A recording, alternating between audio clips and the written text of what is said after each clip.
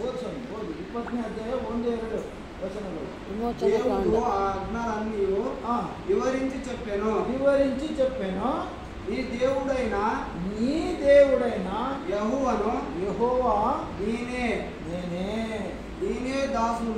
నేనే దాసుల గృహము నుండి ఐగుప్తుల దేశము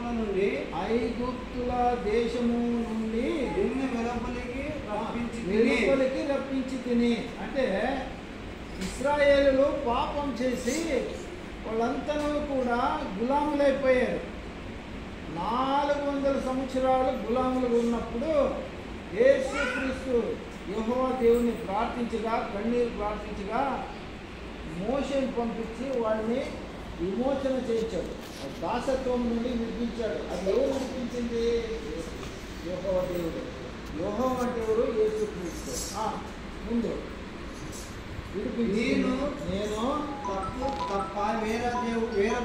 నేను తప్ప వేరొక దేవుడు నీకు ఉండకూడదు. ఎవరికి?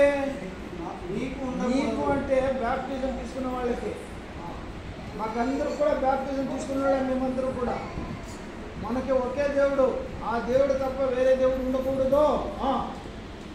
పైన ఆకాశం అందే గాని క్రింద భూమి అందే గాని భూమి కింద నీళ్ళ ఎందే గాని ముందు దేని రూపమునైనను విగ్రహమునైనను నీవు చేసుకొనకూడదు. ఎవరు? నీవు అంటే నీవే. ఎవరు బ్యాప్టిజం తీసుకుంటే వారు. అంటే వేరే వాళ్ళకు కూడా అదే మాట వర్తిస్తుంది. అమ్మ కన్నಡ తెలుగ ಬಿಡ ಕನ್ನಡ ಓದಮ್ಮ. ವಿಮೋಚನೆ 20. ದೇವರು ಮುಂದಾದ ಆಜ್ಞೆಗಳನ್ನೆಲ್ಲ ಕೊಟ್ಟನು. ನೀನು ದಾಸತ್ವದಲ್ಲಿದ್ದ ಐಗುಪ್ತ ದೇಶದೊಳಗಿದ್ದ ನಿನ್ನನ್ನು ಬಿಡುಗಡೆ ಮಾಡಿದ ಯೆಹೋವನು ಬಿಡುಗಡೆ ಮಾಡಿಸಿದ ಯೆಹೋವನು ಎಂಬ ನಿನ್ನ ದೇವರು ನಾನೇ. ಯೆಹೋವ ದೇವರು ಅಂದ್ರೆ ಯೇಸು ಸ್ವಾಮಿ ಭೂಲೋಕಕ್ಕೆ ಬರೋದಕ್ಕೆ ಮುಂಚೆ ದೇವರನ್ನ ಯೆಹೋವ ಅಂತ ಕರಿತಿದ್ರು. ಏನಂತ ಕರಿತಿದ್ರು? ಅಂದ್ರೆ ಈಗ ಯೆಹೋವ ಅಂದ್ರೆ ಯಾರು? ಯೇಸು ಕ್ರಿಸ್ತನೇ. ಹೇಳಮ್ಮ, ಓದಮ್ಮ. ನಾನಲ್ಲದೆ ನಿನಗೆ ಬೇರೆ ದೇವರುಗಳು ಇರಬಾರದು.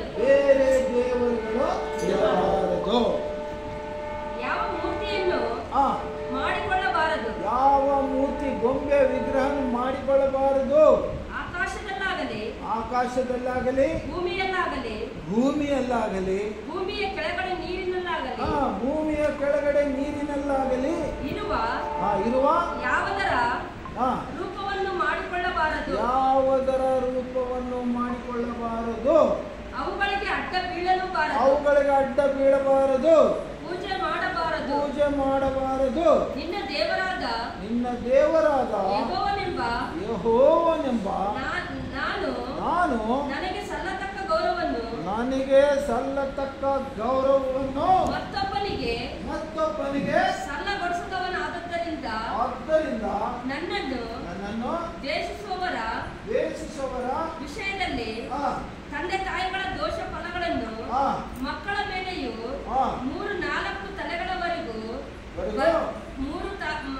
ತಲೆಗಳವರೆಗೂ ಬರಮಾಡುವವನಾಗಿಯೂ ನನ್ನನ್ನು ಪ್ರೀತಿಸಿ ನನ್ನ ಆಜ್ಞೆಗಳನ್ನು ಕೈಗೊಳ್ಳುವವರಿಗೋಸ್ಕರ 1000 ತಲೆಗಳವರೆಗೂ ದಯ ತೋರಿಸುವವನಾಗಿಯೂ ಇದ್ದೇನೆ. ಅಂದ್ರೆ ಈಗ ಒಬ್ಬರೇ ದೇವರು ನಮಗೆ. ಎಷ್ಟು ಮಂದಪ್ಪ ದೇವರು? ಎಷ್ಟು ಮಂದಪ್ಪ? ಒಬ್ಬರು ಬಿಟ್ಟು ಬೇರೆ ಯಾರಿಗೆ ನಾವು ನಮಸ್ಕಾರ ಮಾಡಬಾರ್ದು, ಅಡ್ಡ ಬೀಳಬಾರ್ದು, ರೂಪ ಮಾಡ್ಕೊಳ್ಬಾರ್ದು, ವಿಗ್ರಹ ಮಾಡ್ಕೊಳ್ಬಾರ್ದು, ಫೋಟೋ ಇಟ್ಕೊಳ್ಬಾರ್ದು. ಬೇರೆ ಎಲ್ಲಾದ್ರೂ ಹೋದಾಗ ದೇವ್ರಿಗೆ ಎಡೆ ಹಾಕಿದ್ದು ತಿನ್ಬಾರ್ದು. ಎಡೆ ಏನಪ್ಪ ರೆಡಿ ಇದು ಮಾಡ್ತಾ ಇದೀಯಾ? ಎಡೆ ಹಾಕಿದ್ದು ತಿನ್ಬೋದಾ? ಯಾರು ಪೂಜೆ ಮಾಡಿ ತಿನ್ಬೋದಾ? ಏನೇನು ಮುಟ್ಬಾರ್ದು. ಮುಟ್ಟಿದ್ರೆ ಶಾಪ ಪಾಪ. ಹಾಗಾಗಿ ನಮ್ಮ ದೇವರು ಒಬ್ಬರೇ.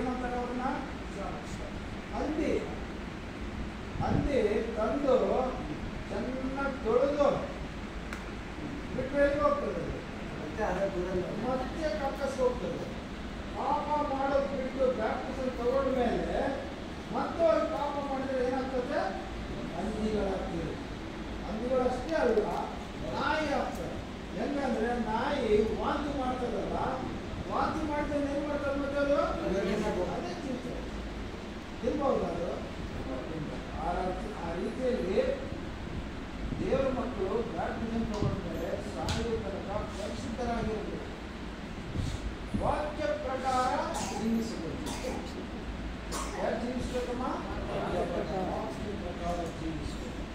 ದೇವರ ಸ್ತೋತ್ರವಾಗಲಿ. ಒಂದು ಮಾತು ನೋಡಿ ನಾವು ಮುಗಿಸ್ಬಿಡೋಣ. 6ನೇ ಅಧ್ಯಾಯ, ರೋಮಿಯರು ಬರೆದ 6ನೇ ಅಧ್ಯಾಯ.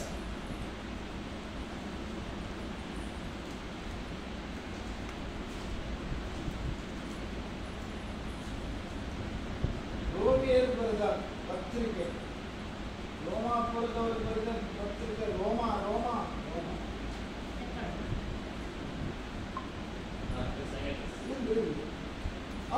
ಅವ ಕನ್ನಡದಲ್ಲಿ ಹೋಗ್ತಾರೆ. 6 ಒಂದೇ ಓದ್ತಾರೆ. అలాగైన ఏమందుము కృపా విస్తరింపవలెనని పాపమును నిలిచి ఉండుమా? అట్లా రాదు. పాపము విషయమై చనిపోయిన మనము ಚನಿಪೋಯಿದ್ರೆ ನೀರಲ್ಲಿ ಕುಂತಿದಾಗ ಪಾಪದಿಂದ ಸತ್ತೋಯ್ತು. ಮೇಲೆ ಎತ್ತುವಾಗ ನಾವು ಪರಿಶುದ್ಧರಾಗಿರ್ತೀವಿ. ಯಾಕಿರ್ತೀವಿ? ಪರಿಶುದ್ಧರಾಗಿರ್ತೀವಿ. పాపము విషయమై చనిపోయిన మనము ఇక మీదట ఎలాగూ దానిలో జీవించుదుము? ఇక మీదట దానిలో అంటే పాపములో ఎలాగో జీవించుదుము. క్రీస్తు యేసులోనికి బాప్తిస్మం పొందిన మనమందరము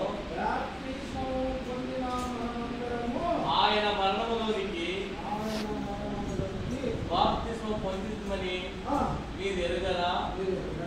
కాబట్టి తండ్రి మహిమ వలన క్రీస్తు మృతులలో నుండి ఎలాగూ లేపబడెనో అలాగే మనమును నూతన జీవము పొందిన వారమై నడుచుకొనున్నట్లు మనము బాప్తిస్మం వలన మరణములో పాల్గొనుటకై ఆయనతో కూడా పాతి పెట్టబడితిమి.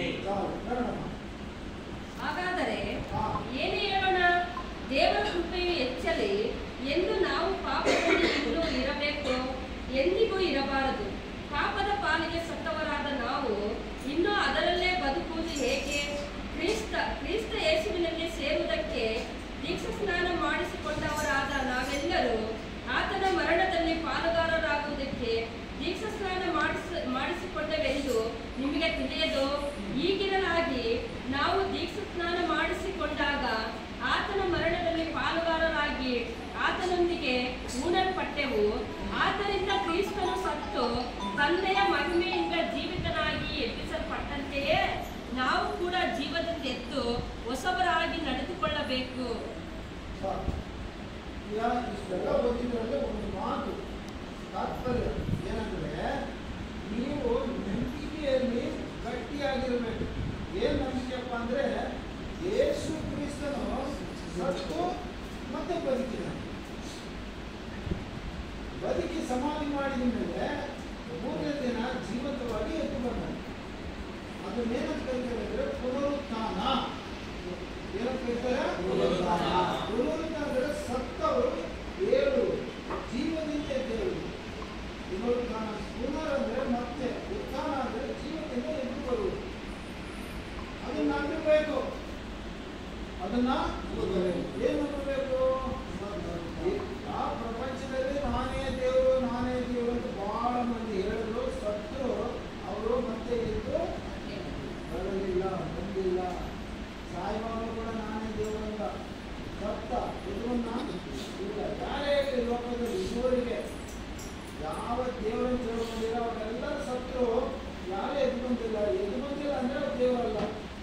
ಅವ್ರು ಯೇಸು ಕ್ರಿಸ್ತನ ಎದ್ದು ಬಂದು 3ನೇ ದಿನ ಎದ್ದು 40 ದಿನಗಳು ಎಲ್ಲ ಜನರ ಜೊತೆ ಮಾತಾಡಿ ಸಂಪರ್ಕದಲ್ಲಿ ಇದ್ದು ಸಾವಿರಾರು ಮಂದಿ ನೋಡುತ್ತಿರುವಾಗ ಪ್ರಾಣ, ಆತ್ಮ, ಶರೀರಗಳಿಂದ ಆತ ಮೇಲೆ ಆರೋಪಣ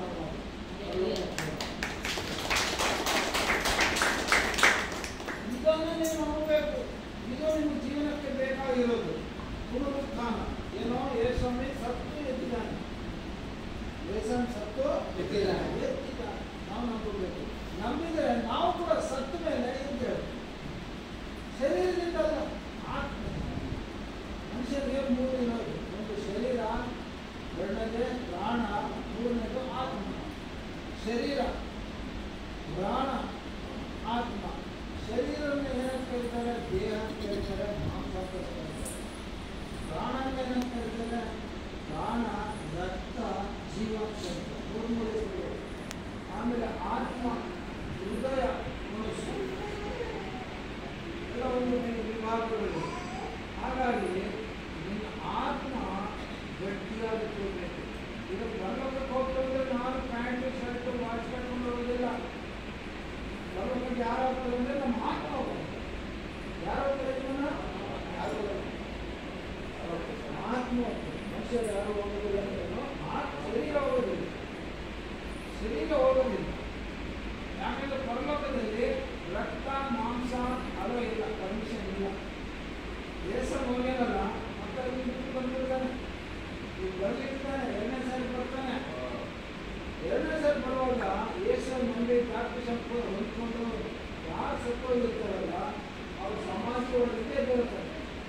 ಅದು ಪುನರುತ್ಥಾನ.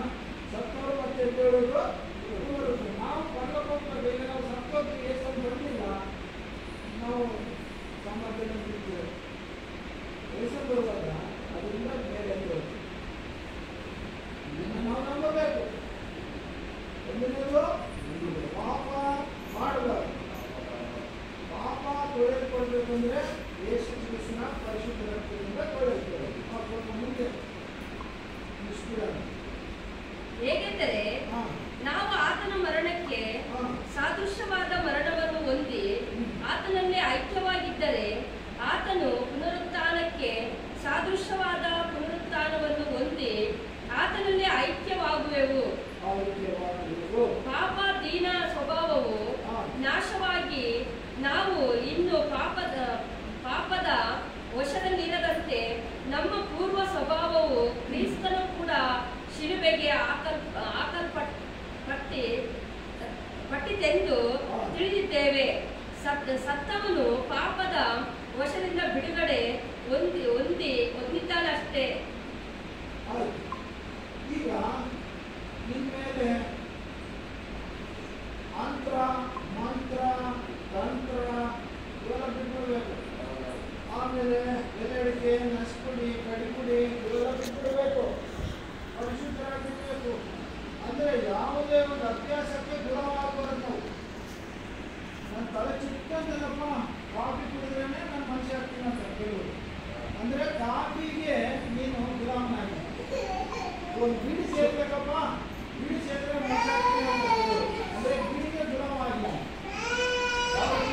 ಬೀಡಿಗೆ ಕೆಲವು 90 ಹಾಕೋಬೇಕಪ್ಪ, ಸರಾಯಿ ಕುಡಿಬೇಕು, ಕುಡಿದ್ರೆ ನಾನು ಮನುಷ್ಯ ಆಗ್ತೀನಿ ಅಂತಾರೆ. ಅವೆಲ್ಲ ಮಾಡಬಾರ್ದು. ಒಂದು ಸಾರಿ ಎಲ್ಲ ಮೇಲೆ ಪರಿಶುದ್ಧವಾಗಿರಬೇಕು.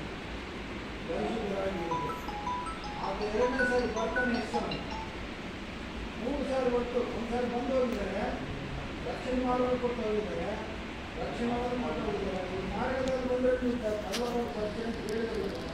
2ನೇ ಸಾರಿ ಬಾ. 2ನೇ ಸಾರಿ ಯಾಕೆ ಬರ್ತೀನಿ ಅಂದರೆ ಮತ್ತೆ ರಕ್ಷಣೆ ಬರಲ್ಲ.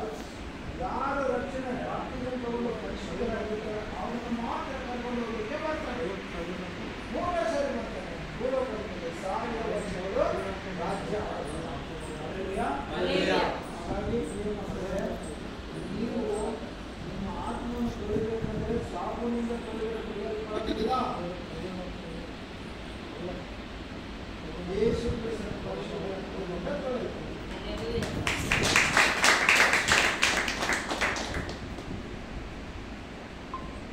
ಯೇಸುವನ್ನು ಗಟ್ಟಿಯಾಗಿರಬೇಕು. ಪರಿಶುದ್ಧವಿಲ್ಲ, ಗಟ್ಟಿಯಾಗಿರಬೇಕು. ನಾವು ಸೈತಾನ ಏನು ಮಾಡ್ತಾರೆ ಅಂದರೆ ಶೋಧನೆ ತರ್ತಾರೆ. ಶೋಧನೆ ಸರ್ ಬಾರಪ್ಪ, ಒಂದು ಪಾಠ ಕುಡಿಬೇಡ ಬಾರಪ್ಪ ಅಂತ ಹೇಳ್ತಾರೆ. ಭಾಳ ಶೋಧನೆ ತರ್ತಾರೆ. ಎಲ್ಲಿದೆ ಬಿಡ್ತಾರೆ. ಇದು ಕುಡಿಬೇಕು ಅನಿಸ್ತಾರೆ. ಅದು ಮತ್ತೆ ನೀವು ಸತ್ತಂಗೆ ಮತ್ತೆ ಯೇಸುವನ್ನು 2ನೇ ಸಾರಿ ನೀವು ಶಿಲುಬೆಗೆ ಹಾಕಿದ ಹಾಗೆ ನೀವು ಪಾಪ ಮಾಡಿದ್ರೆ ಮತ್ತೆ ಯೇಸುವನ್ನು 2ನೇ ಸಾರಿ ಸಾಯಿಸ್ತೀಯ? ಏನಪ್ಪ ಸಾಯಿಸೋದಿಲ್ಲ. ಪರಿಶುದ್ಧವಾಗಿ ಬದುಕಿಲ್ಲ. ಯೇಸು ಏನು ಹೇಳಿದೆ? ನಮ್ಮ ಬೈಬಲ್ ಏನು ಹೇಳಿದೆ? ನೀವು ಪರಿಶುದ್ಧರಾಗಿರೋ ತಪ್ಪಾಗಿರೋ ಏನಮ್ಮ? ತಪ್ಪ ಮಗಳೇ? ಇಲ್ಲ, ತಪ್ಪಲ್ಲದು.